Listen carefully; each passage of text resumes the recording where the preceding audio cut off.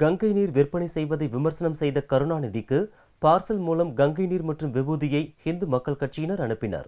தபால் அலுவலகங்களில் விற்பனைக்கு வந்துள்ள கங்கை நீர் குறித்து கருத்து தெரிவித்த திமுக தலைவர் கருணாநிதி, விபூதி குங்குமம் கூட விற்பார்கள் என்றும் இதுதான் மதச்சார்பற்ற தன்மையா என்றும் விமர்சனம் செய்தார். இதற்கு இந்து மக்கள் கட்சியினர் எதிர்ப்பு தெரிவித்ததோடு சென்னை அண்ணா சாலை தபால் நிலையத்தில் பார்சல் மூலம் கங்கை நீர் மற்றும் விபூதியை கருணாநிதிக்கு திங்களன்று அனுப்பினர். கருணாநிதி தனது கருத்தை திரும்ப பெற வேண்டும் என்றும் வலியுறுத்தினர்.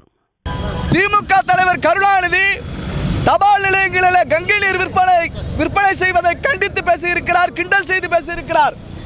இந்து விரோதி கருணாநிதி மாதிரி நரேந்திர மோடிக்கு பாக்கெட் சாராய் விற்க தெரியாது, பாட்டில் சாராய் விற்க தெரியாது, கங்கை தண்ணி விற்கிறார்.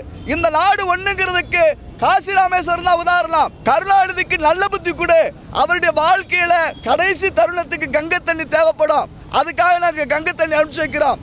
தொடர்ந்து இந்து விரோதமாக பேசக்கூடிய கருணாநிதி மன்னிப்பு கேட்கணும்.